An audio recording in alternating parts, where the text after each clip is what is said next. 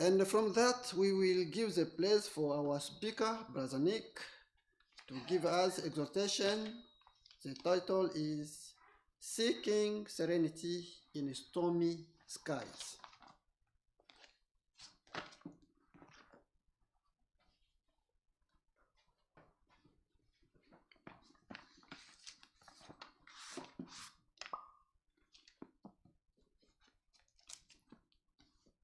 All right. Good morning, everybody. I hope you all are having a splendid Sunday sitting in these seats, stewing. That's all the alliteration I can think of. I'm not very creative. I'm sorry. But in either case, I hope you all are doing a great day. I hope you're having a great time right now. Especially, it's always a great time when we can come together, praising our Lord and our God in heaven, and just sitting together with friends and family. It's really a blessing. And of course, extend that blessing to all those who are watching on the live stream as well. Again, you're not with us here physically, but you're with us in spirit, and that's really what counts especially. So let's talk about the weather, because what else are you going to talk about when you don't have anywhere else to go with a conversation? You're sitting down with somebody at the table, you don't know what to talk with them about, you just say, so how about that weather? So in all seriousness, though, this is a very, very interesting time. Many of you may be aware that this time period, especially between April, especially the summer months, usually through June, July, August, we get into a very strong period of very strong active weather. Earlier this week, and especially throughout last month, most of the country has been experiencing some very severe storms that have been passing through, especially central United States. If you happen to live in or around the Central Plains, you've definitely seen, was at one point, like on a scale from 1 to 5, with 5 being the most severe, there was a point in the country where they were at a level 4, which was really, really severe storms. And this is kind of just the consequence of how the US's geography works and where the weather connects into the center of the country. You get the warm, moist air from the south, you get the cold, dry air from the north, and what happens is that when those two areas combined, it just creates all this activity in the atmosphere that leads right to these powerful storms that push through the central United States. In fact, if you've lived in the US for a while, or you at least know a bit about the geography and its climate, we have a term for this area in the central United States, and you probably know what it is, but if you don't, we call it Tornado Alley. And the reason we call it Tornado Alley is because when you get into this area, this time period, there's this perfect setup with all this air that creates these powerful tornadoes, these giant twisters that spin up in the sky, hitting down to the ground, and they are very powerful. I am being very serious. These storms are capable of leveling whole communities. They are that powerful. And so I did some research. According to the data gathered by the National Weather Service from last month, and just in the 3 days alone between April 26th to April 28th, there were 106 confirmed tornadoes just in those 3 days across the entire central United States.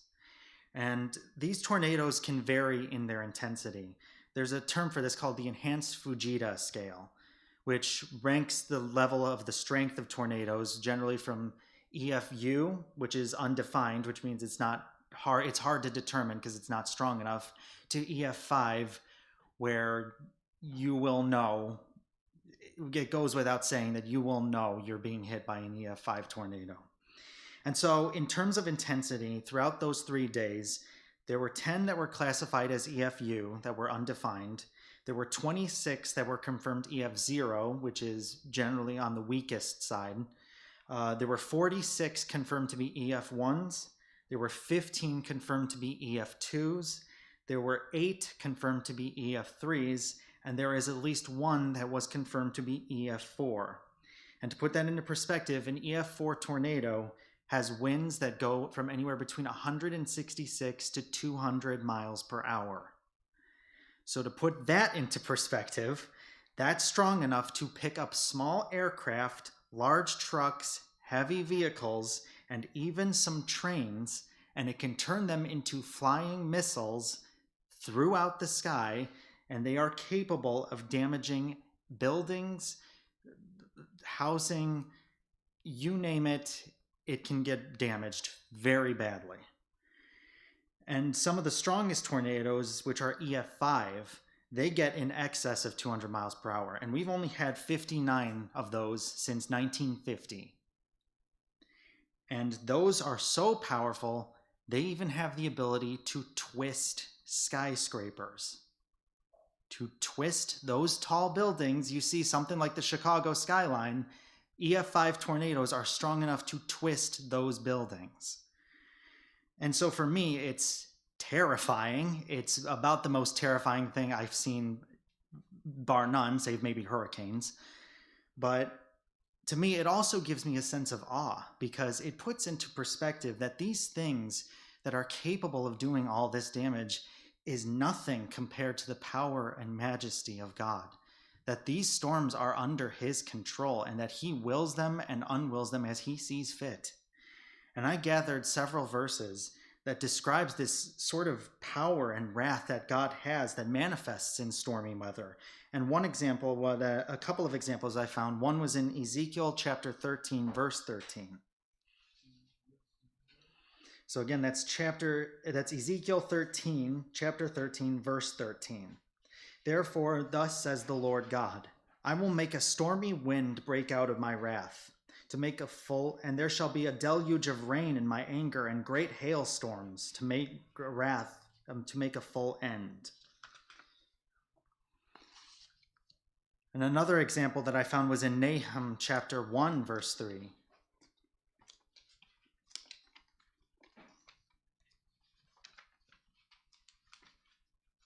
In Nahum chapter 1, verse 3, the Lord is slow to anger and great in power, but he by no means will clear the guilty. His way is in the wind and the whirlwind and the storm, and the clouds are like the dust of his feet. And another example is in Jeremiah 23, verse 19.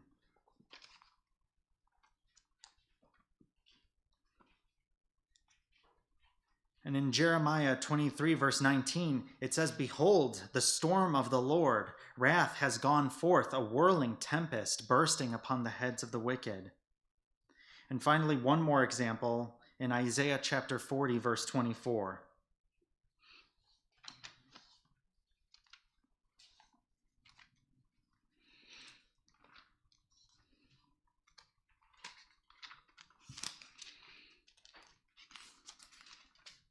And in Isaiah chapter 40, verse 24, scarcely they are planted, and scarcely they are sown. Scarcely has their stem taken root when he blows on them, and they wither, and the tempest carries them off like stubble. And these are just a few examples in the Bible, that just a few verses that give just this really powerful imagery of these powerful storms. You see these tornadoes that go across the plains, and they move so fast, and they do all this damage. And yet the might of the Lord is just like these storms. They probably even much greater than these storms. It just gives a fraction of the might and the glory and the power, the strength, the majesty of the living God, the God who was, and the God who is, and the God who is to come. And so, why all this talk about stormy weather? If any of you know me well enough, I really am fascinated by weather, and I am also very terrified by weather. Mostly due to the fact that I am easily intimidated, because I've had a long and very sordid history of these storms flooding basements and losing power, wrecking the wind, causing all this damage. It's a terrifying experience. Especially for people who've lived through those powerful tornadoes, they never forget an experience like this. And what's frustrating for myself about this is that I like to be in control of my situation. I like to know what it is that I'm doing, where I'm going. I've mentioned this before. And the frustration that I find with storms is that there's very little in a situation with a storm that you can do about that. Especially while we haven't had many tornadoes by us, When you lose power and you flood the basement, the only thing you can do is to just work to clean out the basement, try your best to hold yourself together, but you just have to sit down and bear it. You just have to sit down and let yourself ease into this sense of serenity and say to yourself that there is nothing I can do. It's in the hands of the Lord. And yet, even still, I find myself uneasy and very concerned.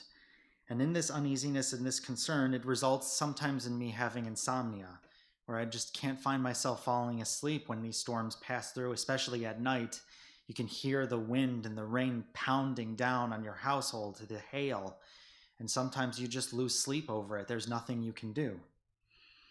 And so there was a previous Sunday night, I wasn't sleeping. I got maybe about 3 hours of sleep that night. And the atmosphere outside of the house was just not serene, and the atmosphere inside my mind was not serene either. Neither internally nor externally was there any peace. And so I just laid there trying and failing to fall asleep. And I started trying to think of all the different ways that I could calm myself down, to tell myself that it's okay, that it's in the hands of God, that you can trust in him and let him take over. And so, trying to find different ways to make myself fall asleep, I turned to one of the best solutions. I went on my phone. And blue light is just the perfect way to make yourself fall asleep because it just keeps you up all night long. It's the smartest and best decision you can possibly make when you're trying to fall asleep. But in good truth, I went on my phone because I was trying to look up maybe some different Bible verses, some different prayers that I could give to myself to help myself ease into this. And something that I never discovered, but I think some of you might be familiar with, is the Serenity prayer. I'm sure some of you maybe have heard of this. They use this a lot in Alcoholics Anonymous, but also it's something that came up, something that people use especially to give comfort to others and to help them. And I just wanted to bring it up because I liked it a lot. It was very calming to me. And I looked into it and it goes as follows. God, give me grace to accept with serenity the things that I cannot change. Give to me the courage to change the things that I can, and give me the wisdom to be able to distinguish the one from the other. And this resonated with me deeply because in that moment of not being in control, again, it was a perfect reminder to myself that there are things that I cannot change. I cannot control the weather. I cannot control the wind. I cannot control the hail. But there is something that I can control, and that's myself, my reaction to it, the way I can come before the Lord to place my life at his feet and say, Lord, to my life I give your spirit. I ask that you keep me safe, but nevertheless, not as I will it, but as you will it, it shall be done. Sometimes in these moments, we should seek serenity in the Lord and place our trust in his wisdom and in judgment, that even in those moments of danger and insecurity, there are things that are still being done that can be used to be to our benefit. I'm reminded of the verses that are in Proverbs 8, verses 14 through 21.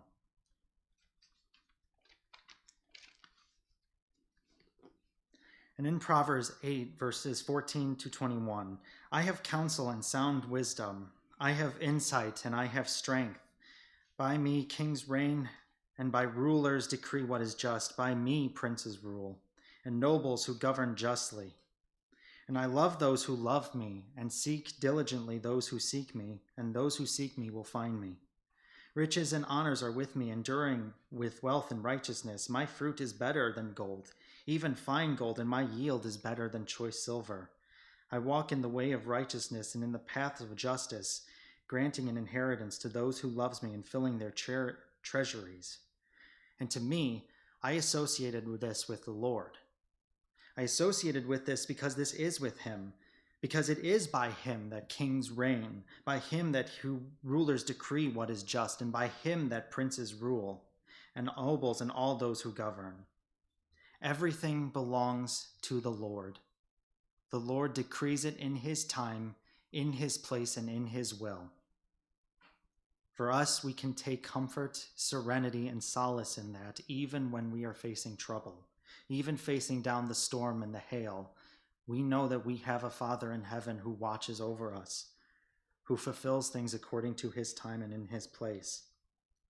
Even better, he gives to us the ability to place our trust and our judgment in not just him, but in his Son, Christ Jesus.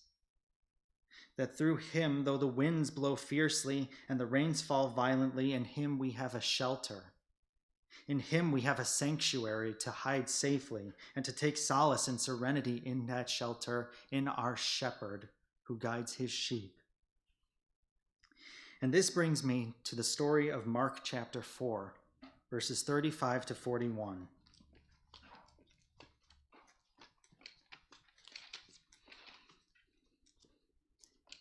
I sat there that night reading through much of the life of Jesus.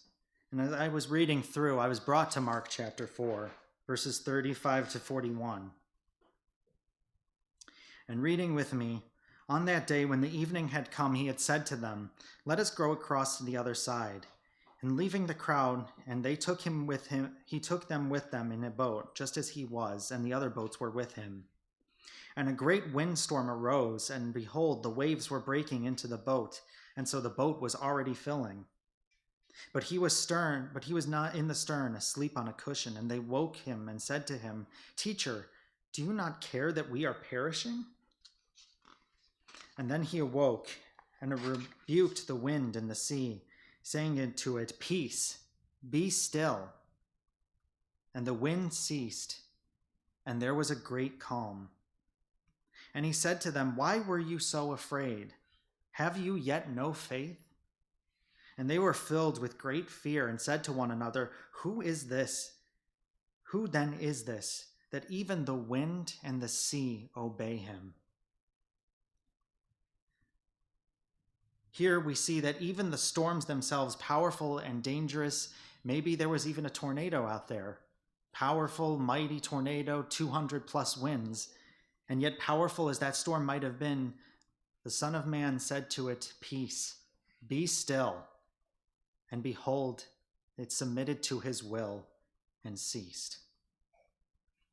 And when I had read that story, that clicked with me in some capacity, because I remembered reading the Psalms at one point, and something similar was read in that Psalms. And Brother Ramazani had read that Psalm at the very beginning when my introduction verse, and thank you again for that. And I'd just like to turn back to that Psalm, because you just see this connection that even before the time of Jesus, you just see how it says in verse 27, they reeled and staggered like drunken men, and they were at their wits' end, and they cried to the Lord in their trouble, and he delivered them from their distress. He made the storm be still, and then the waves of the sea were hushed, and they were glad that the waters were quiet, and that he brought them to their desired haven. When we look out, especially in the world in this day and age, we've talked up to this point about literal storms, the storms we can see, the wind, the hail, the rain, the thunder. But there's also the storms we can't see, or maybe the storms that might not seem so obvious to us. The storms of violence, and the storms of war, and the storms of disease, and the storms of the heart and of the spirit. The storms that might not see the great winds or the great hail, but are just as dangerous and just as terrifying as those powerful storms. So much anger and death that sweeps across to the very ends of the earth, and looking out upon such perilousness and uncertainty, it can be tempting to be given into fear and to anxiety and to lose our faith in those moments and say to ourselves, what hope do we have? Yet we were reminded, though, that we mustn't forget that these things must take place, that these are the signs of the times that has to take place before the return of the Son of Man upon this earth. Jesus spoke as much to his disciples, saying in Matthew 24, verses 3 through 14. In Matthew 24, verse 3, he says to them, as he sat upon the Mount of Olives, the disciples came to him privately, saying, "Tell us, when will these things be? And what will be the sign of your coming and at the time of the end of the age?" And Jesus answered them, saying, See that no one leads you astray. For many shall come in my name, saying, I am the Christ, and many will be led astray. And you will hear of wars, and you will hear of rumors of wars. But see that you are not alarmed, for this must take place. But the end is not yet, for nation will rise against nation, and kingdom will rise against kingdom, and there will be famines and earthquakes in various places. And all these are but the beginning of the birth pains. And they will deliver you up to tribulation, and to put you to death. And you will be hated by all the nations for my name's sake. And there will be many who will fall away and betray and hate one another. And many false prophets will arise and lead many astray, and lawlessness will be increased, and the love of many will grow cold. But the one who endures to the end will be saved.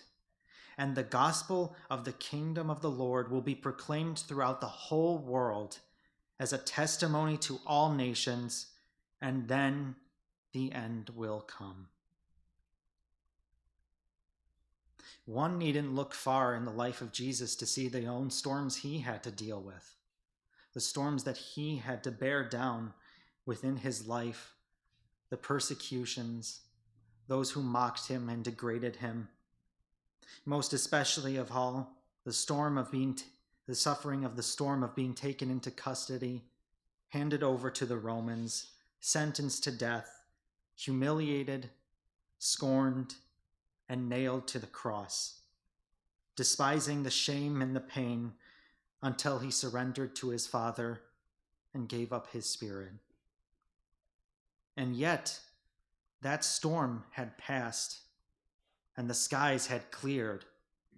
And when the storm had passed and the skies had cleared 3 days later, that from the clear skies the sun shined down, the Son of Man emerged once more.